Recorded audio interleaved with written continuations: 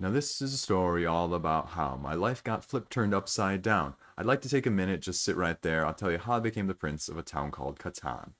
Now, in West Catan, I was born and raised. On the playgrounds is where I spent most of my days, chilling out, maxing, relaxing, all cool, fighting some robbers outside of the schools when a couple of guys, they were up to no good, started making trouble in my farm hood.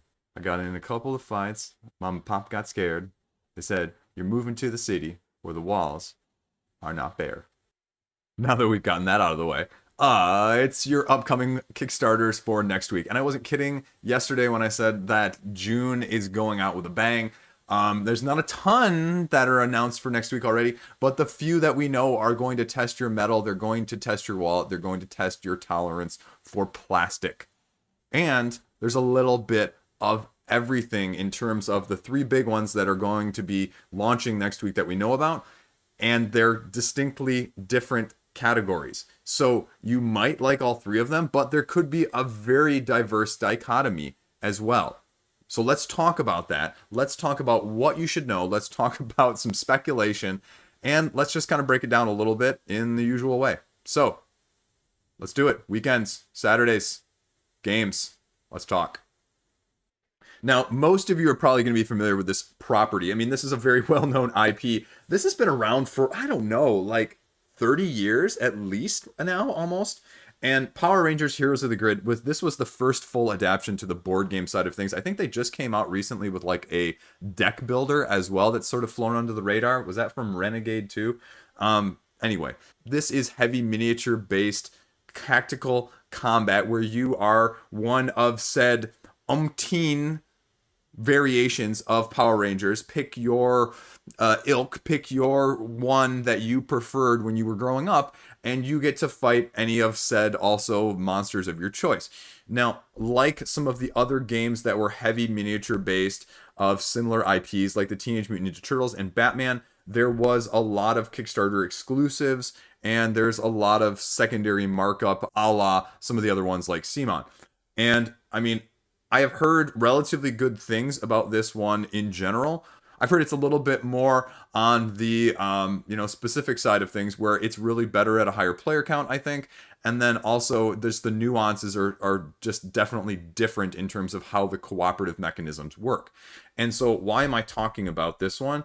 Well, it's because the Heroes of the Grid United is going to be launching on the 22nd.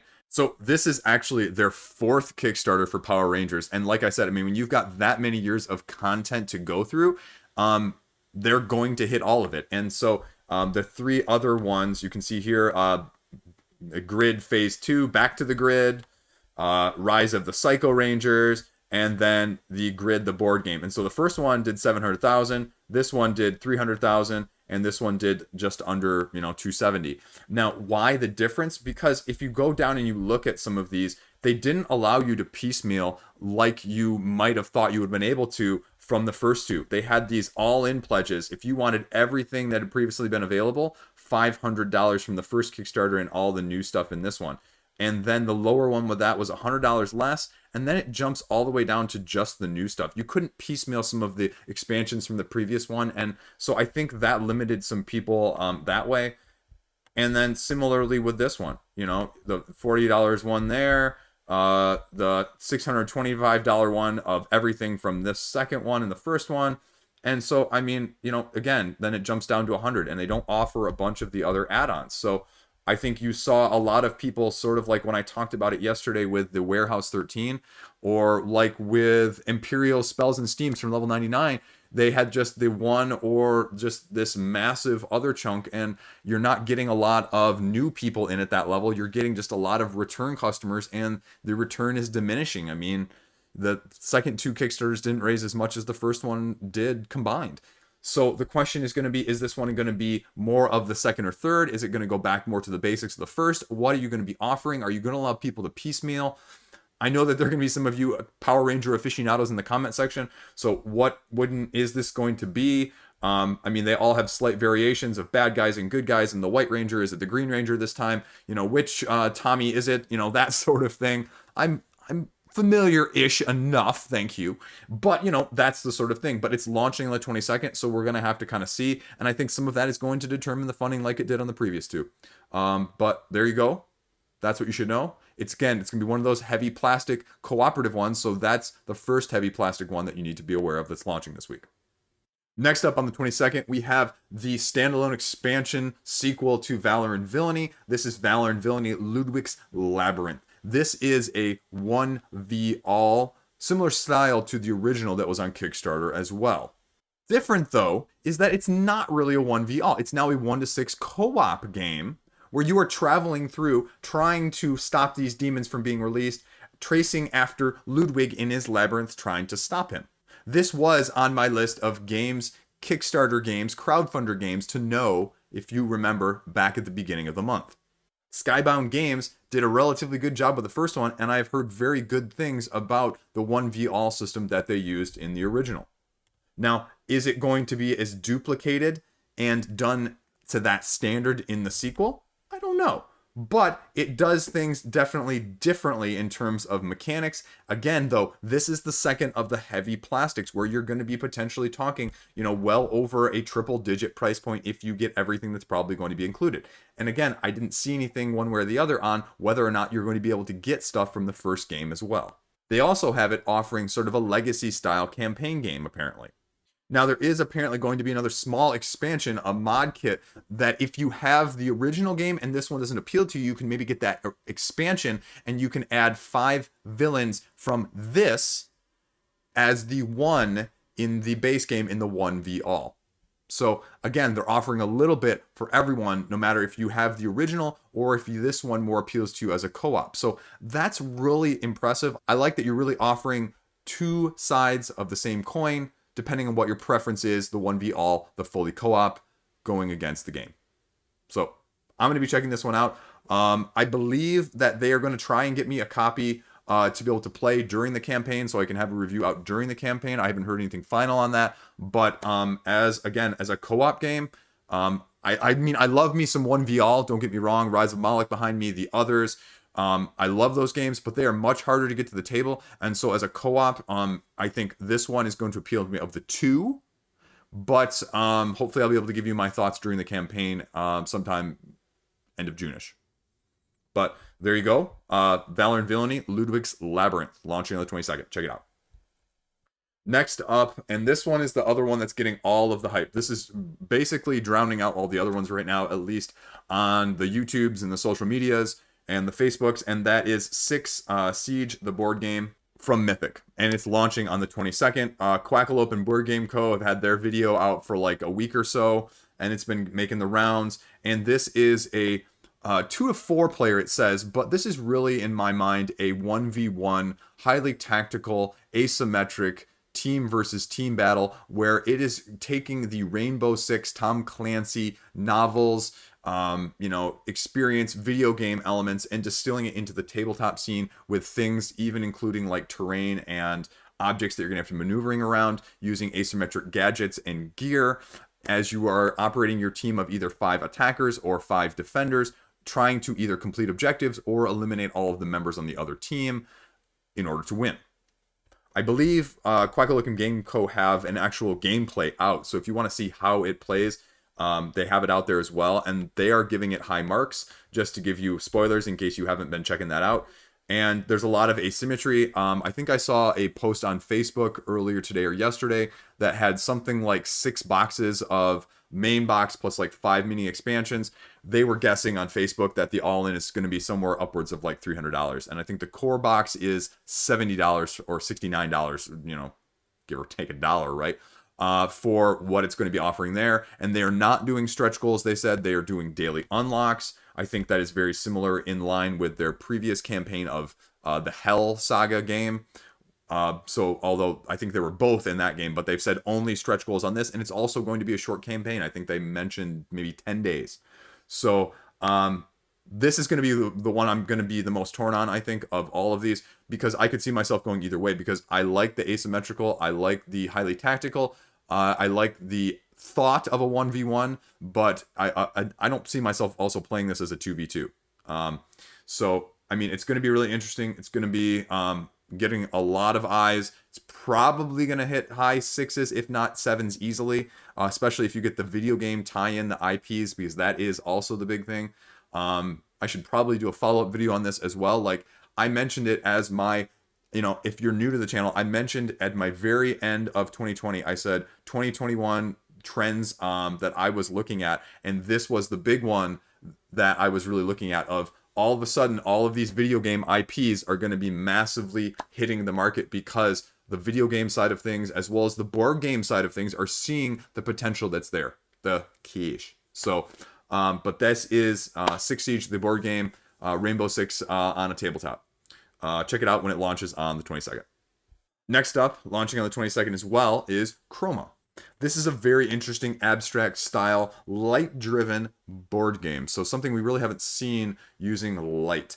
And this is a game of colors as well as shapes. What you're doing on your turn is you are randomly drawing from a bag a shape or, piece and placing it on the board. And you are trying to get, either in a 2 or a 3-player game, either a color of the most at the end of the game or the most contiguous in the 2-player game. Now, the problem is you don't know what color you're drawing, and you can feel, because if you'll look very closely in this picture, there are different shapes. So you can figure out the shape maybe you want, but you may not get the color you want. So you're trying to navigate, and you have to play on the lowest level, because you'll also see with this picture that there are multiple layers over each other. And you are playing until one of those win conditions is met, like I mentioned. If the price point is right for something like this, I would definitely be interested as another variety on the abstract side of things.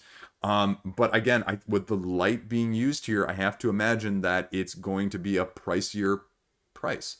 And so I think that could be the make it or break it, along with the funding goal. But it's a unique concept. I like in abstracts, so I'm going to have my eyes on it when it launches on the 22nd as well. You should too. Check it out. Also launching on the 22nd, AEG does their big convention like gaming thing every year, but obviously with the pandemic, they can't do it this year. So what they've done is they are taking their releases to Kickstarter. They are launching it on the 22nd, delivering in August, and they are only taking 2,000 orders. And they are launching 2 games on this Kickstarter, a game called Catan, which, again, great name to be able to find it in Board Game Geek when you're searching, and then another one called Whirling Witchcraft. They tell you right here, it's $40. Now, I think the interesting thing here is, are you going to be able to get one of them? Are you going to be able to get just both of them? What is this bonus here? Does the $40 include shipping? I'm going to guess it doesn't. So, I mean, what is going to be the advantage of getting it here? Is it just going to be that you're going to get it August before everyone else? Is it going to be, some sort of exclusive content, promos, whatever it's going to be? Is the $40 going to include shipping as an incentive? We'll have to wait and see. Whirling Witchcraft appears to be a very interesting game of asymmetric simultaneous play, where you are witches doing this brewing in a cauldron, where you start out with a certain number of recipe cards, 4 in your hand, and then you have a certain number of resources and bench space, and you are playing as many of those recipe cards in your hand on your turn as you want to transform said ingredients into something that you can put into the cauldron. When a certain number of things are put into the cauldron, the game ends, but in between, before the game ends, then whatever recipe cards you have are drawn back up and then passed. So there is sort of that drafting element as well in how you're using it, and you're trying to become the most successful witch in brewing the potion. 10, on the other hand, is a push your luck style auction game. You are drawing cards from the deck, 1 card at a time, trying not to exceed, you guessed it, 10. Busting, essentially, if you will. And you can use currency to buy more cards, but you also want to have a run of contiguous cards, potentially as well. There are wild cards that are thrown in there in addition, and it's just going to be a little bit of, like it said, push your luck. Or press your luck, if you saw my video from yesterday when I mished and mashed things together.